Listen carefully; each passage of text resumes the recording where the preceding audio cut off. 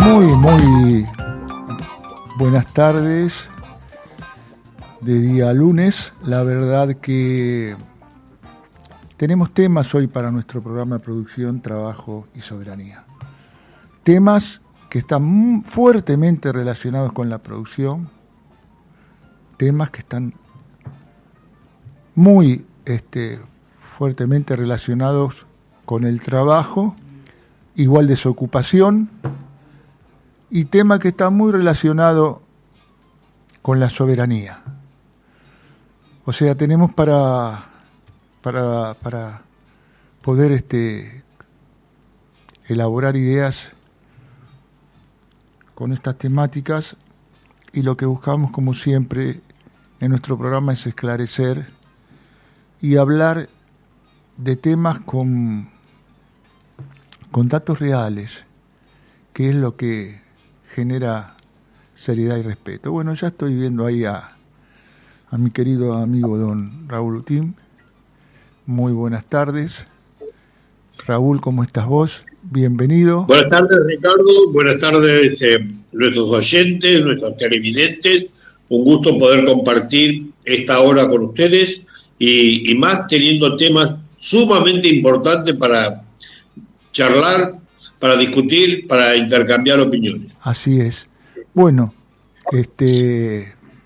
tengo que, en base de algunos comentarios de un soberbio, declaraciones de un soberbio, que la soberbia muchas veces esconde miserabilidad, en algunos casos cuando tiene maldad, y en otros pobreza de criterio.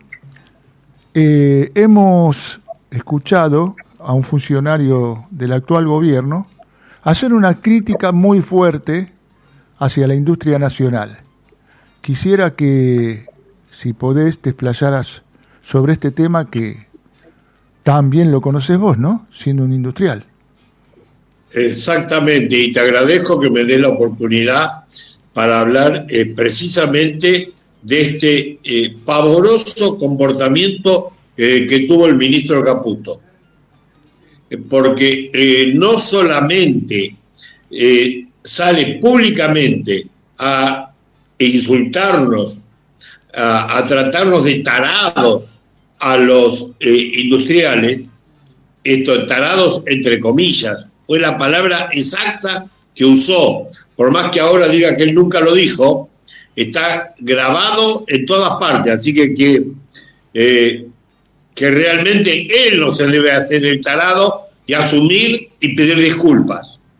Pero realmente no solamente nos trató de tarados, sino que lo dijo haciendo muecas. Que nosotros somos unos tarados. No, papito. Primero, la mayoría de los industriales en Argentina tenemos trayectoria de 10, 20, 30 y hasta 80 años. Mi empresa tiene 76 años de vida. No nacimos de un repollo ayer a la mañana. Y si nos mantuvimos durante la crisis que provocó la dictadura militar, durante el gobierno de Menem, durante el gobierno de De la Rúa, durante el gobierno de Macri, y ahora nos seguimos manteniendo durante el gobierno de Milei, nadie puede decir con un poquito de cabeza que somos unos tarados. Por otra parte, te aclaro, y le aclaro a nuestros oyentes y a nuestro público para que reflexionen, a nosotros no nos cambiaron la cabeza, Tenemos la misma cabeza que en la época de Alberto, que en la época de Cristina, que en la época de Néstor. En la época que crecíamos y que llegamos a crecer a índices chinos. Entonces, ¿qué? Ahora, y de repente nos hicimos estúpidos. De repente no sabemos cómo manejar nuestras empresas, o será que el problema es otro. Y un viejo dicho dice que, mirá, si todos dicen que llueve, mejor abrir paraguas. Fíjate lo que está pasando hoy en Argentina. La relación entre la gente que le va bien y la gente que le va mal es 13% a los que le va bien, 87% a los que le va mal. Estas son encuestas concretas, no lo digo yo, esto sale de las encuestas. Fíjate, el índice de quebrantos que hay hoy es récord histórico. Ni siquiera en la época de la pandemia tuvimos tantos quebrantos y tantas convocatorias como las que hubo en el primer semestre del año 2026. Entonces, resulta que nosotros somos los tarados. La mora ya llega al 30%. El 30% de las empresas y de los privados no pueden pagar sus obligaciones. Y resulta que nosotros somos los tarados. ¿O hay algo que acá no funciona? Pero por supuesto, todo esto basado en el tema fundamental que si todos dicen que llueve, abrir paraguas, caputo. No puede ser que a esta altura sigamos ignorando que la Argentina está que los industriales de la Argentina estamos absolutamente en condiciones desiguales para competir con cualquier país del mundo, ya no existe ningún lugar donde, por ejemplo, tengas un dólar subvaluado, pagues impuestos. Hoy la carga impositiva que tenemos nosotros es del orden del 52%. Buscame un país que, por supuesto, dé las condiciones de vida de la Argentina, o sea, que el Estado ausente no te da nada y te cobra el 52%, un país que te cobra 12 veces más que los países que nos están exportando de tasa de interés. A la gente le están cobrando hasta el 700% anual de tasa de interés. Por supuesto, y todo eso hace que se haya acabado el mercado interno, se haya acabado la posibilidad de, si no hay mercado interno y con el dólar atrasado que nos quita la posibilidad de exportar, nos quedamos sin producción. Y sin producción no tiene para qué existir la industria nacional. ¿O será que la política de este gobierno trata de hacer desaparecer la industria nacional? ¿Ese es el objetivo? Ahora, si ese es el objetivo, me parece que una vez más el ministro se equivoca, porque no existe ningún país. De hecho, nosotros estamos dando trabajo a 1.100.000 trabajadores en la industria, mientras que toda la industria minera y toda la industria petrolera y gasífera da trabajo a 85.000 personas. Escuchá ese es un dato muy bueno para que lo escuchen nuestros oyentes, nuestros televidentes. Es un dato muy, muy bueno cuando se habla de progreso, cuando se habla de ocupación, cuando se habla de desarrollo, cuando se habla de ciencia y tecnología, cuando se habla de producción. Este dato que vos diste rompe, disculpame que utilice ese término, todos los ejemplos que nos dan del otro lado, que no son más que confundir a la realidad. Y a la realidad. Malos ejemplos nos dan. Malos ejemplos, porque no es cierto que los trabajadores que hoy se están quedando sin laburo porque cierran las fábricas, pueden ir a trabajar a Vaca Muerta o pueden ir a trabajar a las mineras de San Juan, de Catamarca o de Salta. Eso no es cierto. No van a tomar más. Hoy tienen 85.000. En el mejor de los casos van a llegar a 100.000 personas. Ajá. Nosotros tenemos 1.100.000 personas trabajando en la industria.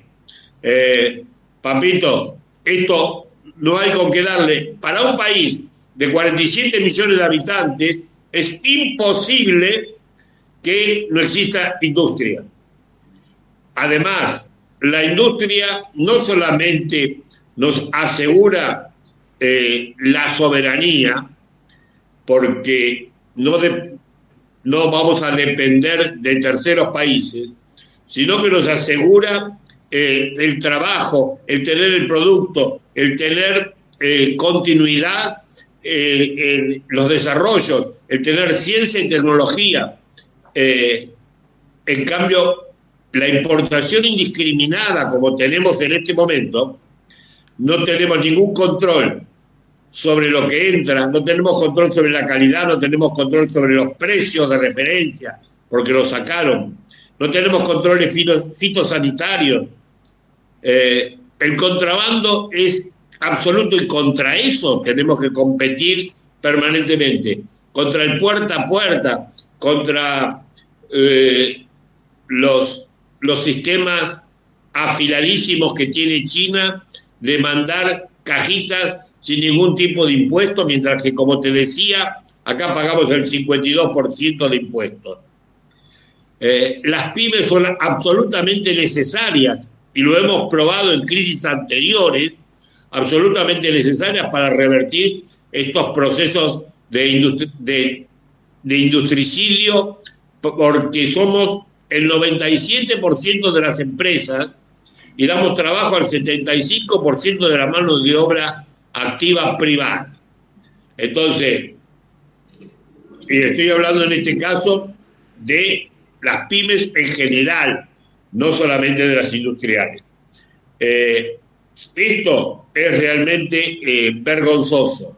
Y lo que está pasando en este momento, que cada vez son más empresas las que caen, es absolutamente delicado. La semana pasada tuvimos la reunión de Proteger. Proteger es la cadena de valor textil, y en la mesa estaban sentados los empresarios que mejor y más trascendencia tienen en cada uno de los sectores de la industria textil. Y todos opinamos exactamente lo mismo. Esto es un aniquilamiento. De esta manera todos vamos a morir, todos vamos a morir. Y con ellos, para que tengas una idea, solamente la industria textil, en toda su cadena de valor, y me refiero desde los que juntan algodón en el Chaco, a los que esquilan lana en Chubut, hasta la mina que hace vestidos en Palermo, Hollywood, suma 530.000 personas. Todo eso van a aniquilar, y a todo eso lo van a mandar a juntar litio en Jujuy. Me parece que el señor ministro lo que tiene en la cabeza son nada más que los bonos, y por lo tanto la patria financiera lo obnubiló. Le pido, por favor, como industrial de 55 años al frente de mi empresa, simplemente que se disculpen. Que se disculpen, lo vamos a saber entender sus exabruptos en función de los gravísimos problemas que pasa la economía nacional. Bien. Nada más, gracias. No, gracias a vos.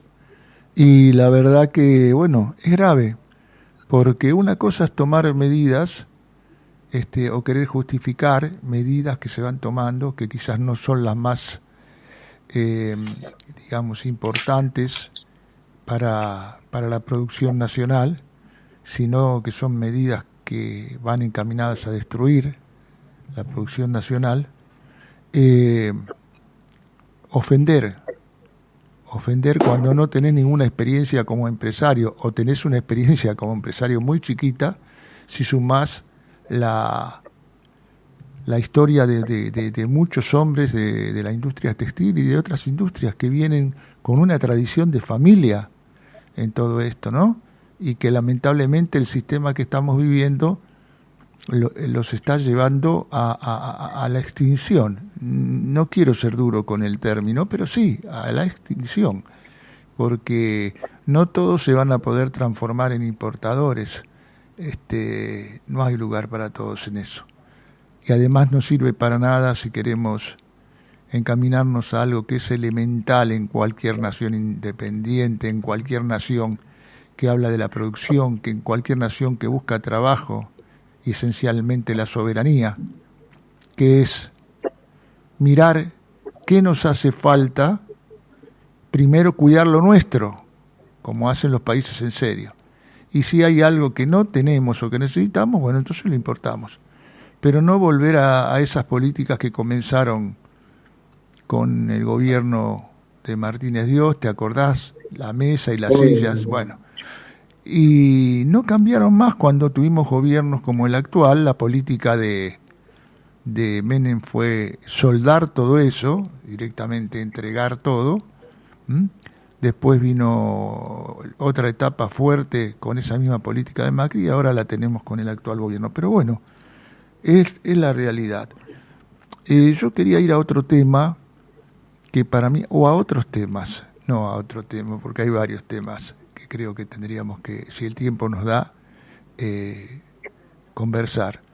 Lo que te diría es qué opinión te dejó el día 6 de agosto y el día 7 de agosto. El día 6 de agosto, recordemos a nuestros oyentes y a nuestros televidentes, se dio todo el tratamiento en la Cámara en el Senado de la Nación de lo que es la ley de tierras, ¿no? Una ley que... Sí, la ley de extranjerización, digámoslo clarito. Bien, la ley de extranjerización. Bueno, vayamos primero por lo que pasó el 6. ¿Qué te deja el 6? ¿Qué sentiste el día 6?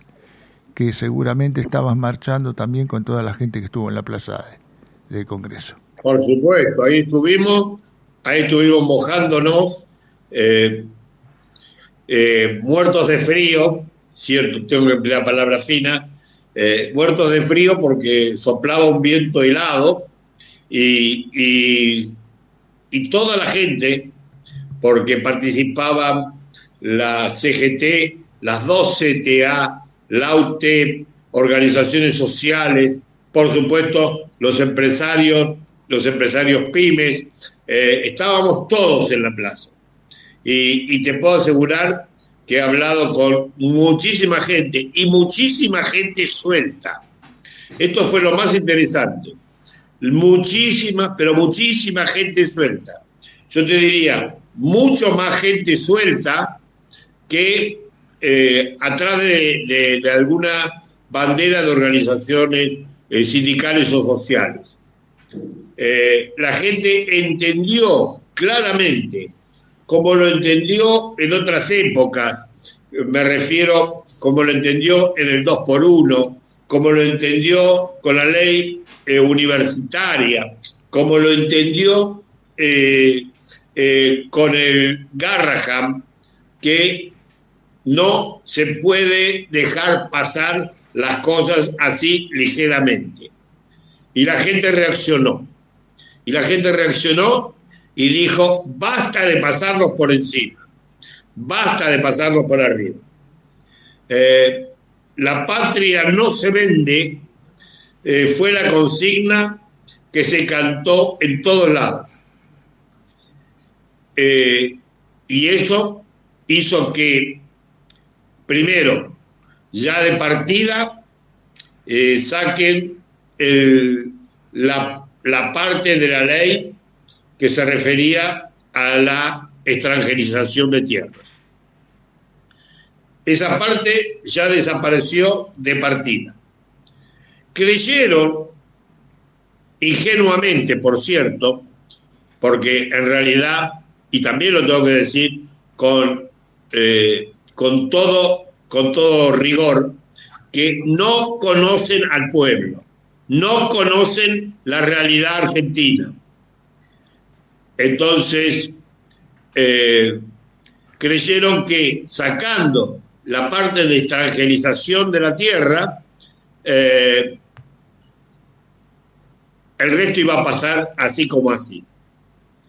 El resto era, por supuesto, la venta de las tierras incendiadas, el tema de las empresas privatizadas y qué significa la expropiación en ese caso y el desalojo de los inquilinos. O sea, la ley constaba de 4 capítulos. El primer capítulo era la extranjerización, que ya lo hemos comentado. El segundo capítulo era el de vender las tierras incendiadas. Incendiadas porque cayó un rayo o incendiadas a propósito. No lo podemos saber, ni es nuestro rol saberlo. En todo caso, será el rol de la justicia. Pero lo cierto es que se discutió en el Senado. Vos sabés que por la ley actual las tierras incendiadas no se pueden vender hasta 30 años después. 30 años después de producido el incendio. Bueno, por supuesto, la comandante Pato, más conocida por Bullrich, llevó adelante el poroteo, o sea, contar los votos, y según ella tenía todos los votos para ganar, y así lo dijo públicamente. Bueno, el pueblo nuevamente demostró con su presencia, con su fuerza, con su continuidad en la plaza, pese a todo, demostró que no se iba a mover y el tema también cayó. Bien. Como los temas seguían cayendo, ¿qué hizo el gobierno? Mandó, y esto es encomillado, mandó a barrer la plaza. Encomillado. ¿Qué significa barrer la plaza? Sacame a toda esta gente de encima. Entonces, yo estaba justamente en ese momento en Mitre y Callao. Y lo vi personalmente, no me lo contaron, No, que los manifestantes tiraron una valla. Pero mirá si los manifestantes, primero, todos conocemos lo que son las vallas, son enormes, de hierro, muy pesadas, y por supuesto los manifestantes no cuentan con absolutamente nada, ninguna herramienta ni para moverlas, ni para cambiarlas de lugar, y más que estar atrás, están pertrechados hasta los dientes, parece que fuesen a la Tercera Guerra Mundial, los milicos. Bueno, lo cierto es que todo es usado como excusa para desatar la represión. Y esto no fue una represión. Y esto es lo que más quiero marcar. Fue una cacería. No sabían ni a quién le disparaban, ni a quién agarraban preso, no les interesaba. Lo único que querían era barrer la plaza.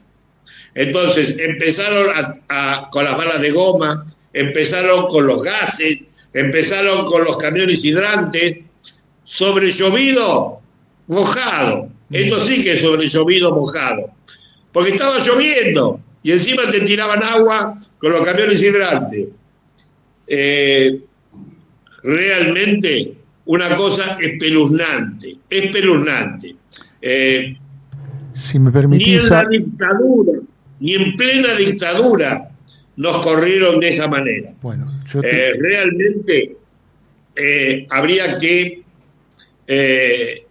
la justicia debería tomar seriamente este tema, debería tomar nota, porque, por ejemplo, a la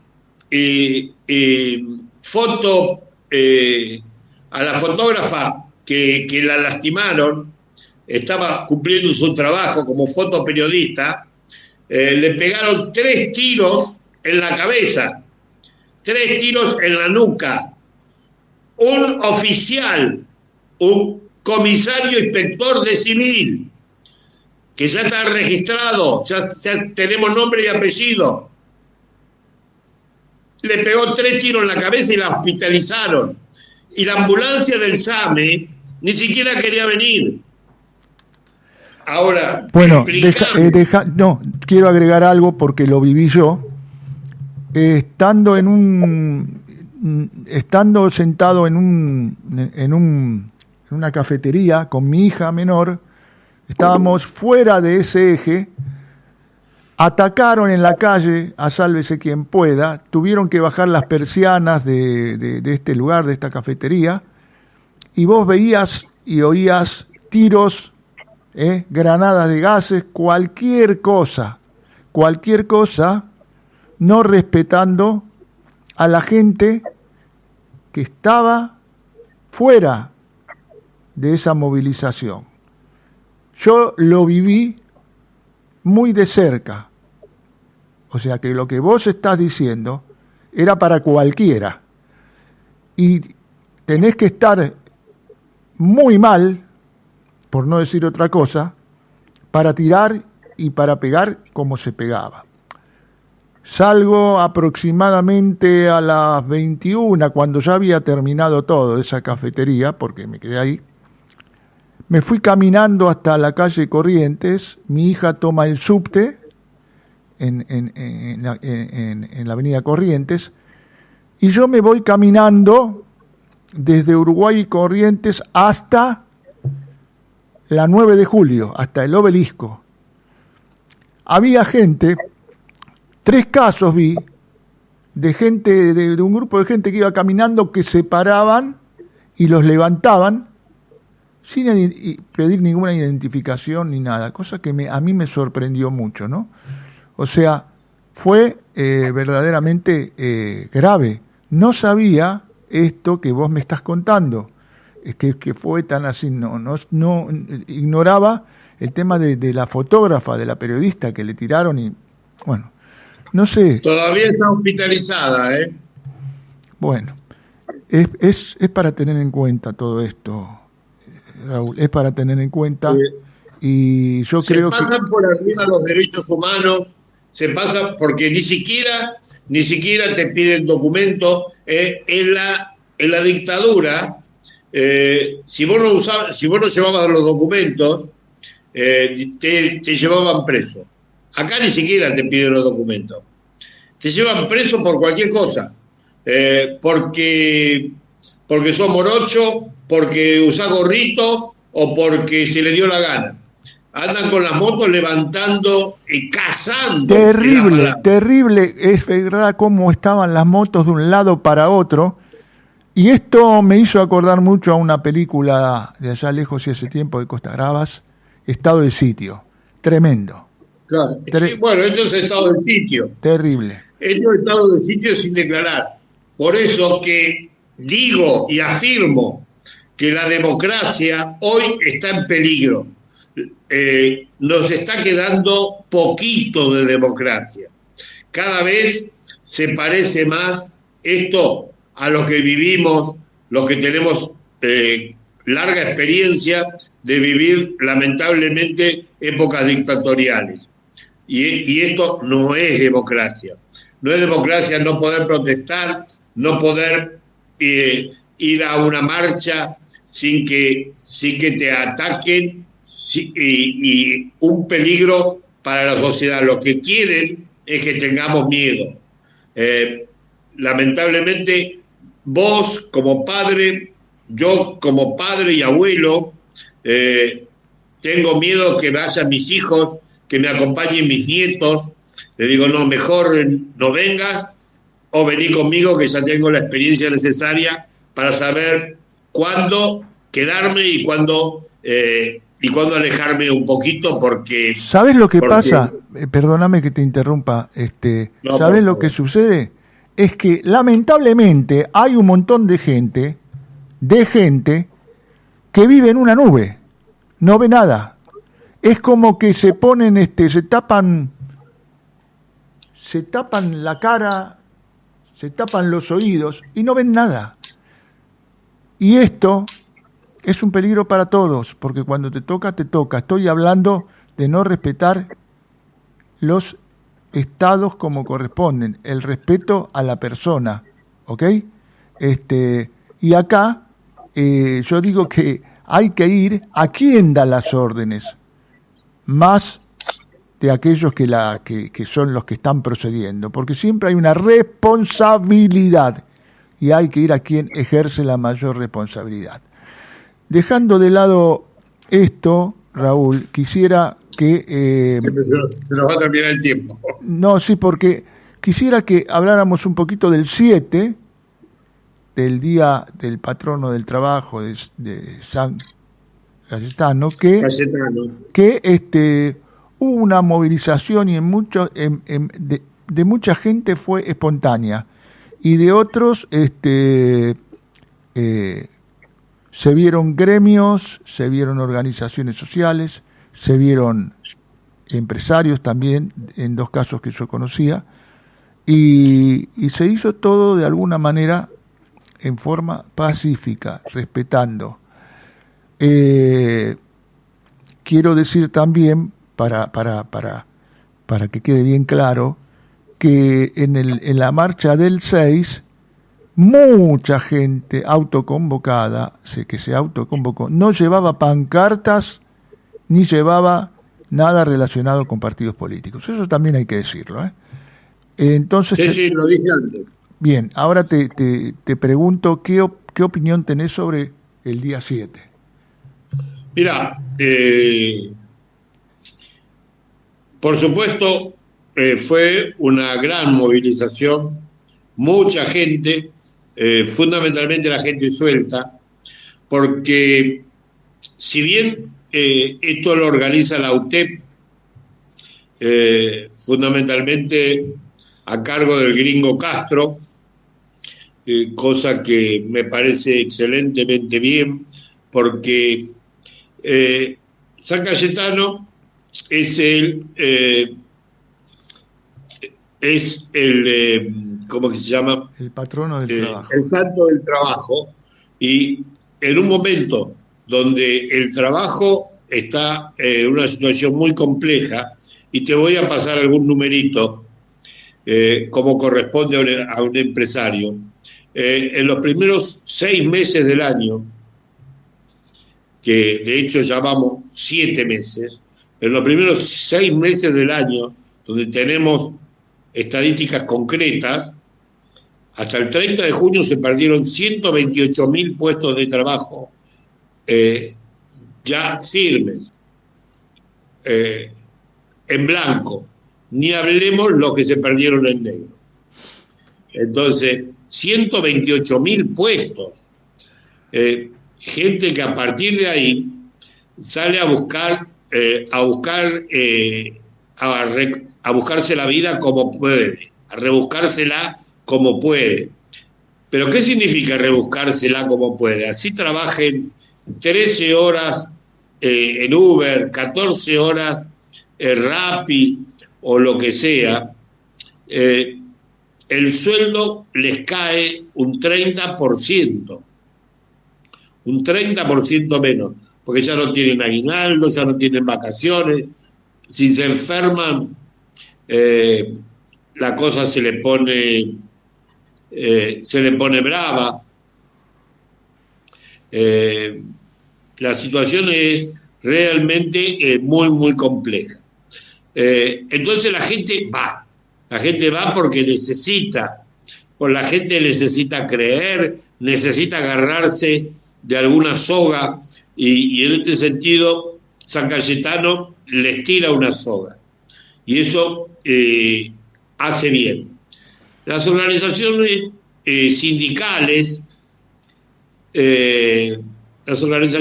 sindicales acompañaron, nada más. No eran las que, digamos, llevaban la voz cantante adelante. Bien. De hecho, la CGT esperaba a la columna que venía desde Liniers, caminando por Rivadavia, venía y la esperaban en Diagonal Sur, y, y Moreno. Allá, para ir a la Plaza de Mayo, a 5 cuadras. Pero Liniers está en el kilómetro 12. ¿Me comprendés? Te comprendo. Bueno, eso lo tenía que caminar la gente por su cuenta. Y yo te espero allá y vamos juntos, los últimos 500 metros. Pero bueno, lo importante, el discurso de García Cuerva, muy bueno. García Cuerva se refirió exactamente a lo que nosotros nos venimos refiriendo todos los lunes, hablando de lo que significa este modelo económico. Acá la culpa es del modelo, no es la culpa de la gente. Dejen de echarle la culpa a la gente, diciendo que, por ejemplo, la gente que se endeuda es porque nadie le puso un revólver en la cabeza. Se endeudan porque quieren, se endeudan porque quieren comprarse una heladera o quieren comer, quieren hacer cosas locas, ¿viste? Uh-huh. Quieren comer todos los días y entonces salen a endeudarse, y por eso es que hoy se registran endeudamientos feroces. Esta es la posición que denunció claramente García Cuerva, que denunció fuertemente la falta de trabajo, el industricidio, la salud, la educación. Y en ese sentido, pensar que el señor presidente de la Nación trató de terroristas, una palabra gravísima en la Argentina, que nos costó 30.000 muertos, trató de terroristas a los profesores, a los intelectuales, a los científicos, a los estudiantes, a los investigadores, a los artistas. Somos todos terroristas. Todos los que no pensamos igual que él, igual que los que no coincidimos con su modelo económico, los que coincidimos, los que queremos un país democrático, los que queremos poder discutir las medidas que se toman, pero poder discutirlo abiertamente, somos terroristas. Y eso lo dijo el señor presidente de la Nación. Entonces, García Cuerva hizo un discurso claro, entendible por todos, respetado por todos, y se terminó el día de San Cayetano con la frente alta. Bien. El tema es, a partir de este viernes, terminamos una semana de movilizaciones, que empezó el lunes con el paro de ATE y el paro de los maestros, siguió el miércoles con la movilización de los jubilados, siguió el jueves con la extranjerización de la tierra y siguió el viernes con San Cayetano. Lo importante de esta semana es que mostramos una vez más, primero, que el pueblo unido jamás será vencido. Bien. Y que volvimos a ganar la calle. Y si ganamos la calle, es difícil que estos tipos con ideas absolutamente arcaicas y locas nos pasen por arriba. Bueno, quiero ir a otro tema también, está claro que no quiero desaprovechar el programa de hoy porque es muy importante. Hablar un poquito de la visita que el presidente de la Nación realizó a Colombia y a Perú. ¿Qué nos podés decir de esto, la posición que él tomó de decir que todos los que estaban con otra idea eran totalmente nefastos, y otras cosas más graves, dijo? ¿Qué opinión tenés de eso? No, mirá, se me paran hasta los pelos de la nuca. Sí, no, de verdad, el poco pelo que tengo se me crispa de esta situación. El presidente intenta armar una Sudamérica ultraderechista y de apoyo a Trump. Entonces, ya por supuesto ya tiene a Paraguay, ya tiene a Bolivia, ya tiene a Chile, y ahora fue a visitar a Perú, a la señora presidenta, que por supuesto sigue las mismas ideas de Fujimori padre. De hecho, ya lo primero que hizo fue militarizar el país, permitir que las Fuerzas Armadas puedan actuar como policía interna. Entonces, imagínate qué tipo de democracia puede haber enfocada de esa manera. Uh-huh. Pero lo que sucede es que no buscan un modelo democrático. Cuando nosotros hablamos, y hablamos hace mucho, vos recordás perfectamente, Ricardo, y seguramente nuestros oyentes también, que yo vengo hablando de la peruanización de la Argentina. Así es. Justamente Milei fue a mostrarle a la señora Fujimori que nosotros vamos hacia ellos. Exactamente a el presidente de Colombia, que es nada más que, casi digo un payaso, pero no corresponde. Digamos que es muy parecido a Milei en su comportamiento. A tal punto que ya Panamá reforzó la frontera con Colombia con su ejército, no más o menos, mandó el ejército a reforzar la frontera. ¿Por qué? Porque de estos señores que no tienen todos los patitos alineados, se puede esperar cualquier cosa. Bien. Cualquier cosa.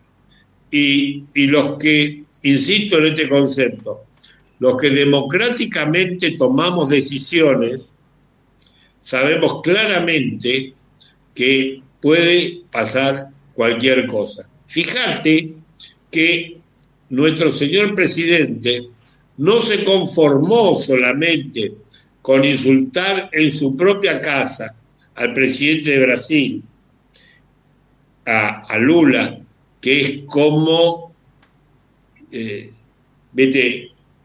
como un símbolo nacional, porque ya Lula va para su cuarto mandato, y lo insultó tratándolo de ladrón, de corrupto, de presidiario, pero como si todo eso fuese poco, y ya retirados los embajadores, Brasil retiró inmediatamente su embajador y echó, y usó esta palabra con intención y alevosía para que vean la gravedad de la situación, echó al embajador de Argentina en Brasil, le dijo, andate de vuelta a tu casa. Y ayer, nuevamente, insultó al presidente de Brasil, reposteando un link de un diputado estadounidense que insultaba a Lula. Y él, por supuesto, lo reenvió. Es una locura esto que hace, pero una locura absoluta. O sea, ¿a dónde quiere llegar? ¿Qué quiere lograr? La pregunta... Bueno, en realidad, sigue las órdenes de Trump. Sí, nos quedan 5 minutos, pero la pregunta es, la realidad de esto que está pasando con Brasil, ¿se ha hecho conciencia en la República Argentina? más allá de los idiotas útiles, por no decir otra palabra, en los empresarios, en mucha gente en el ámbito científico, ¿se ha tomado conciencia de esto? Por supuesto, solamente no toma conciencia el gobierno de la gravedad de la cosa. Porque no nos olvidemos que Brasil es primero nuestro principal socio comercial. 31 mil millones de dólares año de comercio. Es nuestro principal apoyo internacional, o por lo menos lo fue hasta ahora. Así es. Nos invitó y logró que Argentina entre en los BRICS. Un logro internacional enorme. Somos parte del Mercosur, ambos países. Somos parte, cuando Argentina se quedó sin gas, porque no llegaban los barcos de licuación del GNL, Brasil nos pasó gas. Cuando Argentina se quedó sin energía eléctrica porque no alcanzaba en un momento determinado, Brasil nos mandó energía eléctrica. Por supuesto, nosotros actuamos como corresponde en contraparte. Cuando Brasil necesita lo que necesite, somos hermanos, compartimos frontera, compartimos todo con los brasileños, menos el fútbol. Pero no puede ser, no entra en ninguna cabeza que nosotros podamos estar peleados con Brasil. El único que puede estar peleado es el presidente, pero tenemos la suerte que los brasileños esto lo entienden claramente.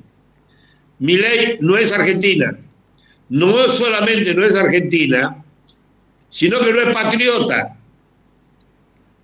No tiene nada que ver con la bandera, no tiene nada que ver con los símbolos de la Argentina y no lo consideramos ser parte de la Argentina. Entonces, los brasileños esto lo entienden claramente y ya a esta altura,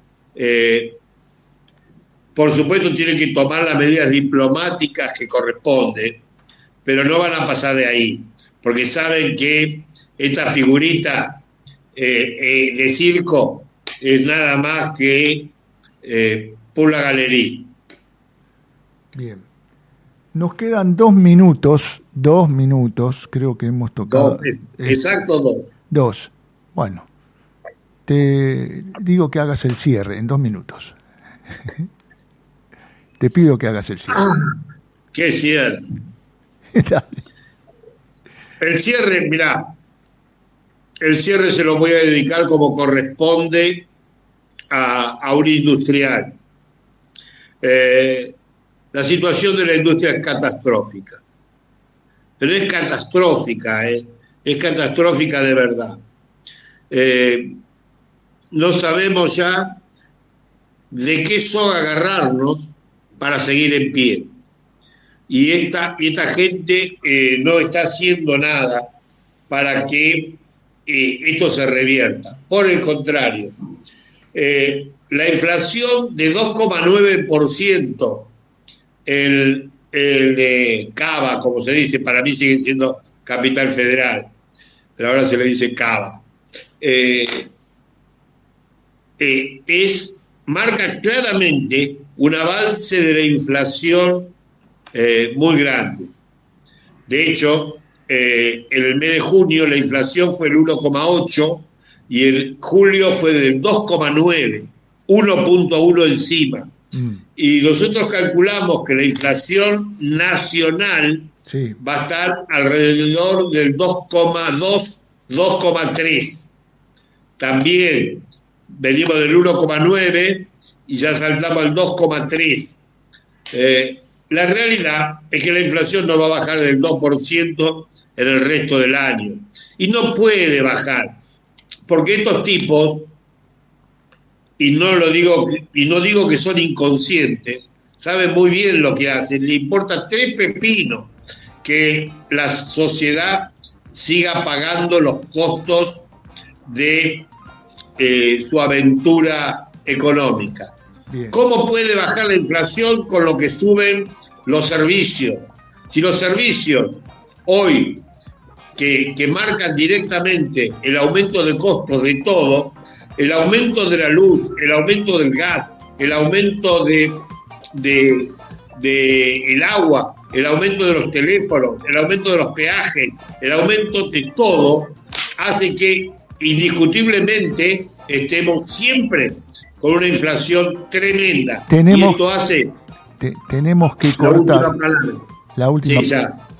Y esto hace que la industria cada vez tenga menos consumo y por lo tanto se cierren más empresas. Bien. Gracias. Gracias a vos, nos despedimos hasta la próxima semana, Dios mediante, y creo que uno de los temas a tener en cuenta va a ser el tema de servicios. Es muy interesante también. Gracias. Y la reforma de la Carta del Banco Central. Bien. Muchas gracias, Raúl. Nos despedimos entonces de nuestros oyentes y nuestros televidentes hasta el próximo lunes con Producción, Trabajo y Soberanía. Muchas gracias. Chao, Raúl. Chao. Gracias. Seguimos en Cristal Live. Programación de interés general para vos. Una idea de Cristal Media. Se viene algo nuevo. Una forma distinta de vivir la comunicación. Deporte, cultura, música, noticias y el mejor entretenimiento. Todo en un solo lugar. Todo en una sola plataforma. Llega Cristal Media. Un multimedio pensado para vos. Contenido en vivo, streaming, radio. Las 24 horas. Una experiencia que se ve, se escucha y se siente. Prepárate para conectarte con la nueva generación de medios. Cristal Media. Donde todo conecta. ¿Ya visitaste la nueva web de FM Radio Cristal? Ingresá a www.fmradiocristal.com.ar y descubrí todo lo que tenemos para vos. Mirá nuestra programación, disfrutá de Cristal TV en vivo, encontrá los enlaces directos a todas nuestras redes sociales y mantenete conectado las 24 horas. Además, desde nuestra página podés escanear el código QR y descargar gratis la aplicación oficial de FM Radio Cristal para Android y iOS. Cristal Media. Radio, televisión y redes sociales. Todo en un solo lugar. Ingresá ahora a FM Radio Cristal y viví la experiencia Cristal. ¿Hace cuánto no te haces un control dental? En Dental Pro, la consulta y el diagnóstico son sin cargo. Aprovechá y sumá las promos del mes y empezá tu tratamiento al mejor precio del mercado. Y si ya tenés un presupuesto, en Dental Pro lo mejoramos. Cuidar tu sonrisa nunca fue tan fácil. Saca tu turno ahora al 54 911 78 56 06 55. Dental Pro. Queremos verte sonreír. En Villa Urquiza, Pastas Cacique te espera con el sabor de la tradición. Ravioles, sorrentinos, lasañas, canelones, ñoquis y una gran variedad de fideos frescos, elaborados con calidad y pasión.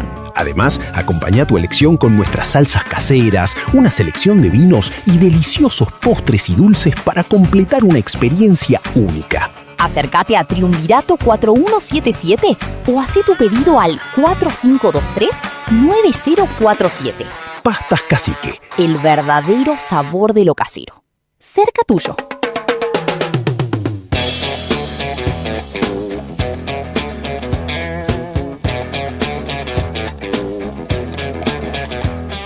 Sex and drugs and rock and roll is all my brain and body need. Sex and drugs and rock and roll is very good indeed. Keep your silly ways or throw them out the window. The wisdom of your ways. I've been there and I know lots of other ways. What a jolly bad show if all you ever do is business you don't like. Sex and drugs and rock and roll.